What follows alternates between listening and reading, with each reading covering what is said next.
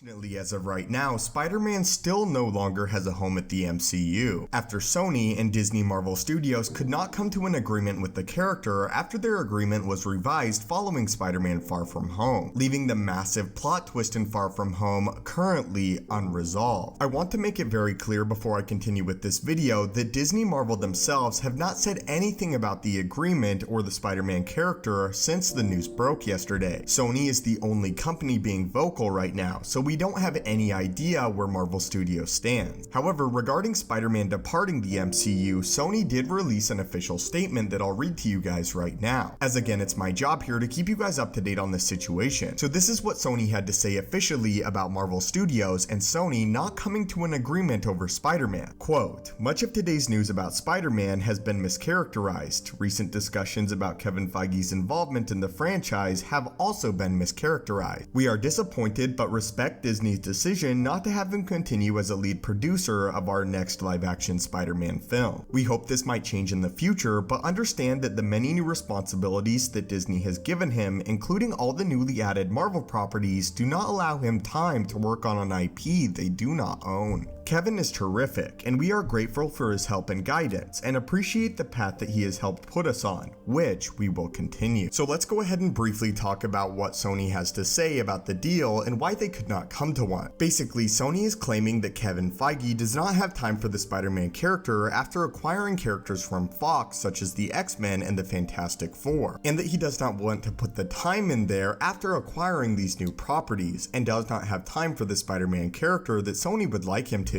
In reality though, don't be fooled, this all comes down to money. It's not that Kevin Feige does not have time for the Spider-Man character, he absolutely does, as he's proven this before. I find this statement really disingenuous because at the end of the day, it's not about Spider-Man getting the limelight, it's about money. It's about both Sony and Disney not getting the money that they want or feel that they both deserve. And as a result, the fans will suffer unless they cannot come to an agreement. Of course, it would be absolutely horrible PR if Sony came out and said that this was completely about money, so they didn't even mention it to begin with. They instead decided to point blame somewhere else, which is something that I don't really like. I think the track record that Marvel Studios has shown with the Spider-Man character should not be understated, as again, Far From Home is the highest grossing Sony movie of all time, in large part due to Spider-Man's involvement in the MCU post-Endgame, and removing him is an absolutely monumental mistake on behalf of Sony as well as Marvel Studios. Anyway though guys, before I get too heated, I wanted to share this update on Sony and Marvel Studios, and Sony's official statement on Spider-Man exiting the MCU for the time being. What are your guys' thoughts on this, and how do you guys feel? On a bit of a lighter note, at 260k we'll be giving away 4 digital copies of Avengers Endgame. To enter to win one of those, all you have to do is like this video, subscribe, turn on notifications, and let me know what Marvel movie in Phase 4 you're the most excited to see. As always, I'll keep you guys up to date on this Sony versus Marvel situation revolving around Spider-Man, so hit that subscribe button if you want all the recent updates. Thank you guys as always so much for watching, hit that subscribe button to assemble and join our team, and have a great day.